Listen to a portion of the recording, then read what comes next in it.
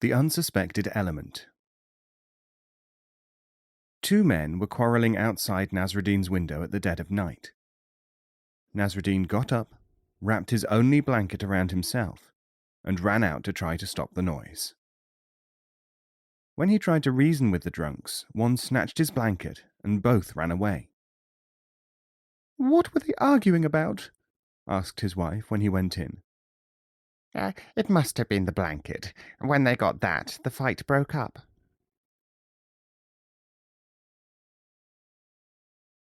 The burglars. Hearing someone moving about in his house, the mullah became frightened and hid in a cupboard.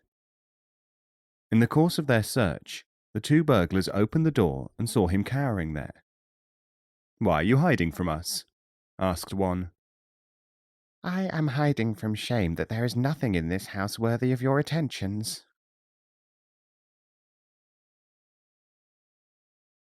Eating matter and reading matter. Nasruddin was carrying home some liver which he had just bought. In the other hand, he had a recipe for liver pie which a friend had given him. Suddenly, a buzzard swooped down and carried off the liver. "You fool!" shouted Nasruddin. "The meat is all very well, but I still have the recipe."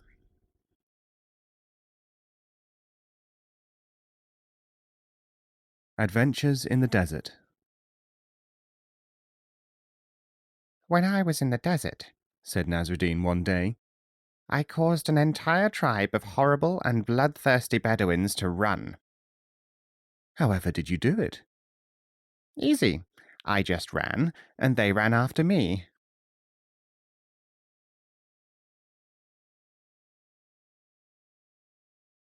Circumstances alter cases. The rain was pelting down. Aga Akil, the most sanctimonious man in town, was running for shelter. "How dare you flee from God's bounty?" thundered Nasruddin at him. "The liquid from heaven? As a devout man, you should know that rain is a blessing for all creation." The Aga was anxious to maintain his reputation. "I had not thought of it in that way," he muttered, and slackening his pace, he arrived home soaked through. Of course he caught a chill. Soon afterwards, as he sat wrapped in blankets at his window, he espied Nasruddin pelting through the rain, and challenged him. "Why are you running away from divine blessings, Nasruddin? How dare you spurn the blessing which it contains?" "Ah," said Nasruddin, "you don't seem to realize that I do not want to defile it with my feet."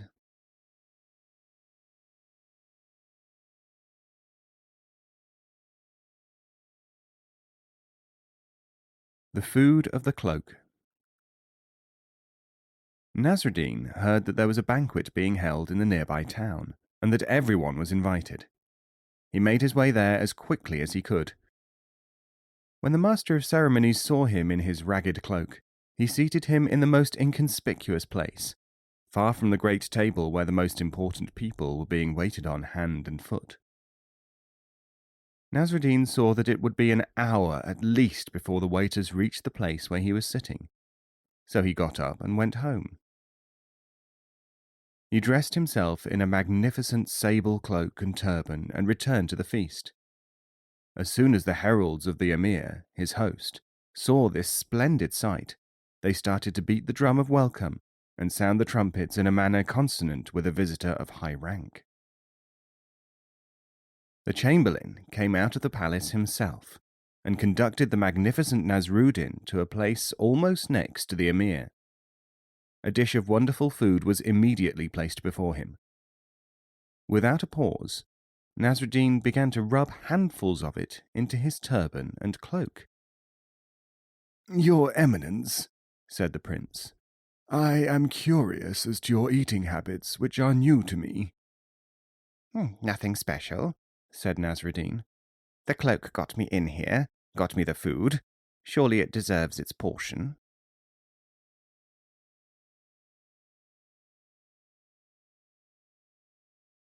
The Sermon of Nasruddin. One day, the villagers thought that they would play a joke on Nasruddin. As he was supposed to be a holy man of some indefinable sort, they went to him and asked him to preach a sermon in their mosque. He agreed. When the day came, Nasrudin mounted the pulpit and spoke. O people, do you know what I am going to tell you? No, we do not know, they cried. Until you know, I cannot say. You are too ignorant to make a start on, said the mullah, overcome with indignation that such ignorant people should waste his time. He descended from the pulpit and went home. Slightly chagrined, a deputation went to his house again and asked him to preach the following Friday, the day of prayer. Nasrudin started his sermon with the same question as before. This time the congregation answered as one man, "Yes, we know." In that case, said the mullah, there is no need for me to detain you longer. You may go. And he returned home. Having been prevailed upon to preach for the third Friday in succession, he started his address as before. Do you know or do you not? The congregation was ready. Some of us do, and others do not. Excellent, said Nasrudin. Then let those who know communicate their knowledge to those who do not. And he went home. His Excellency. By a series of misunderstandings and coincidences, Nasrudin found himself one day in the audience hall of the Emperor of Persia. The Shah was surrounded by self-seeking nobles, governors of provinces, courtiers and connivers of all kinds. Each was pressing his own claim to be appointed head of the embassy which was soon to set out for India. The emperor's patience was at an end, and he raised his head from the importunate mass, mentally invoking the aid of heaven in his problem as to whom to choose. His eyes lighted upon Mulla Nasrudin. "This is to be the ambassador," he announced. "So now leave me in peace." Nasrudin was given rich clothes, and an enormous chest of rubies, diamonds, emeralds, and priceless works of art was entrusted to him, the gift of the Shah to the great Mogul. The courtiers, however, were not finished. United for once by this affront to their claims, they decided to encompass the downfall of the mullah. First they broke into his quarters and stole the jewels, which they divided among themselves, replacing them with earth to make up the weight. Then they called upon Nasrudin, determined to ruin his embassy, to get him into trouble, and in the process to discredit their master as well. "Congratulations, great Nasrudin," they said. "What the Fountain of Wisdom, Peacock of the World, has ordered must be the essence of all wisdom. We therefore hail you. But there are just a couple of points upon which we may be able to advise you, accustomed as we are to the behavior of diplomatic emissaries." I should be obliged if you would tell me, said Nasrudin. "Very well," said the chief of the intriguers. "The first thing is that you must be humble. In order to show how modest you are, therefore, you should not show any sign of importance. When you reach India, you will enter as many mosques as you can, and make collections for yourself.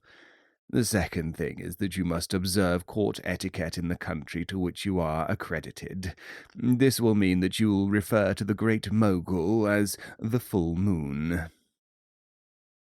But is that not a title of the Persian emperor? "Not in India." So Nasrudin set out. The Persian emperor told him as they took leave, "Be careful, Nasrudin. Adhere to etiquette, for the Mogul is a mighty emperor, and we must impress him while not affronting him in any way." "I am well prepared, Majesty," said Nasrudin. As soon as he entered the territory of India, Nasrudin went into a mosque and mounted the pulpit. "O people," he cried.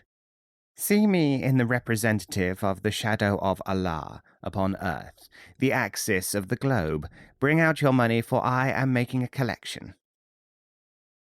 This he repeated in every mosque he could find, all the way from Baluchistan to Imperial Delhi. He collected a great deal of money. "Do with it," the councillors had said, "what you will, for it is the product of intuitive growth and bestowal, and as such its use will create its own demand." All that they wanted to happen was for the mullah to be exposed to ridicule for collecting money in this shameless manner.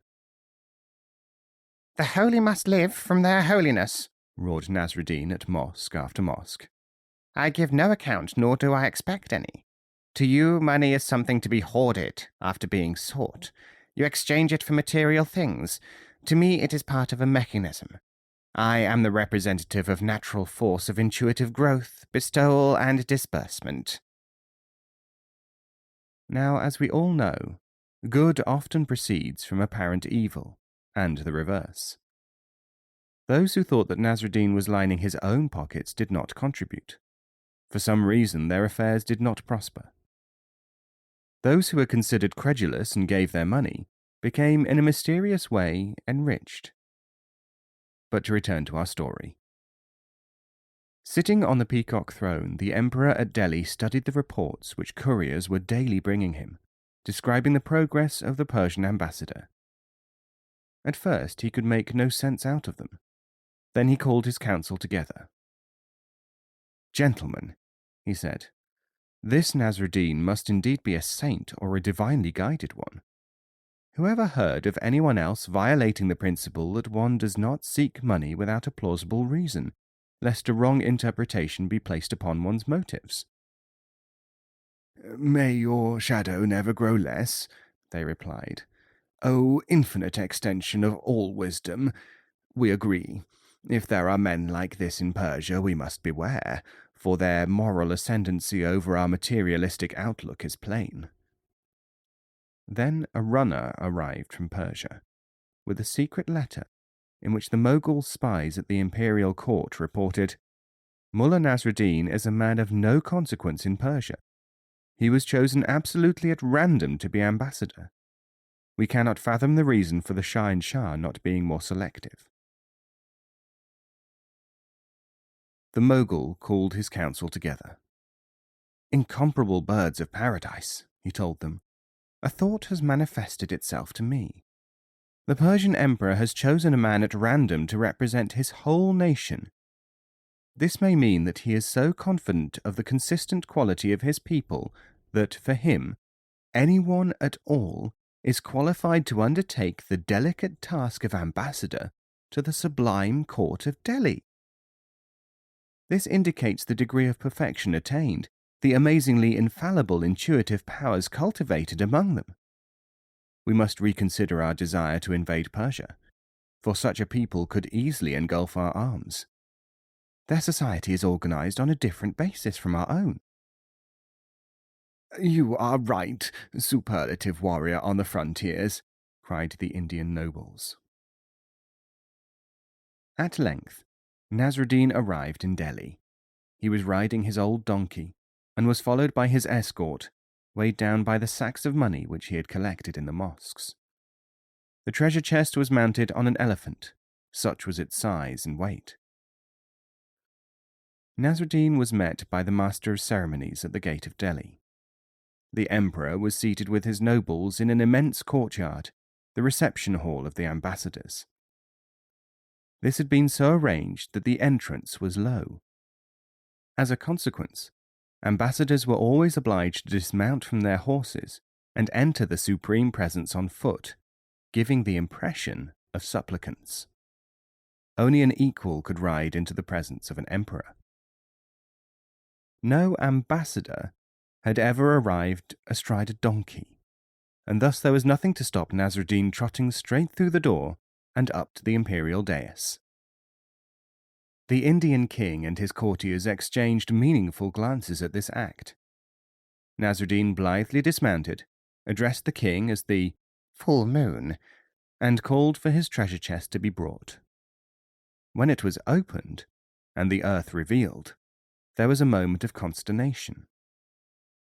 I had better say nothing, thought Nasrudin, for there is nothing to say which could mitigate this. So he remained silent. The Mogul whispered to his vizier, "What does this mean? Is this an insult to the highest eminence?"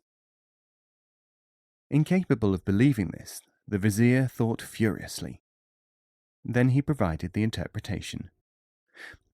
"It is a symbolic act, presence," he murmured. "The ambassador means that he acknowledges you as the master of the earth. Did he not call you the full moon?"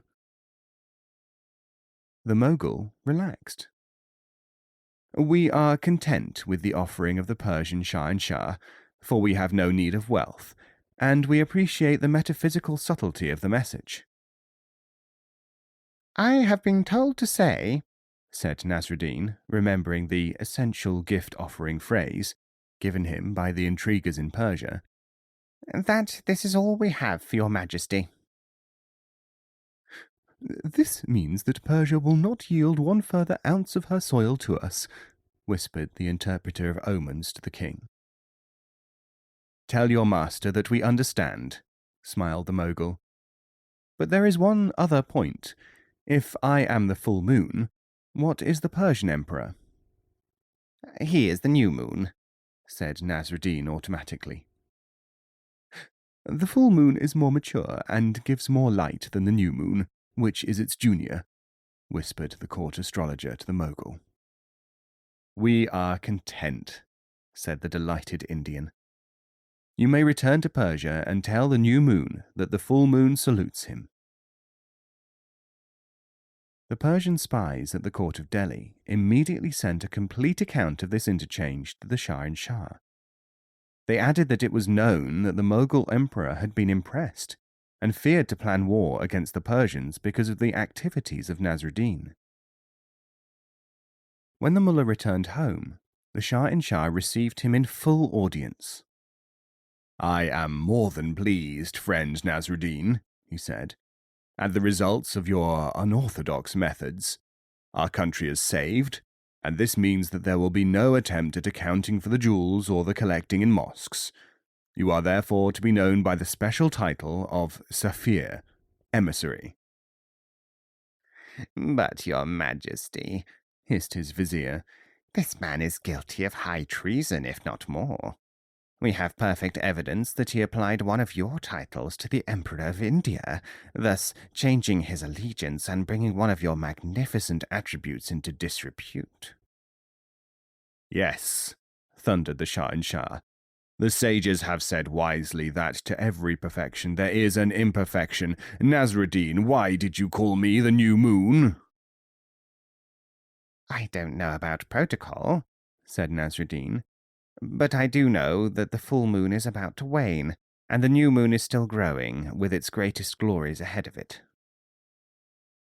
The emperor's mood changed. "Seize Anwar, the Grand Vizier," he roared. "Mullah, may I offer you the position of Grand Vizier?" "What?" said Nasrudin. "Could I accept after seeing with my own eyes what happened to my predecessor?"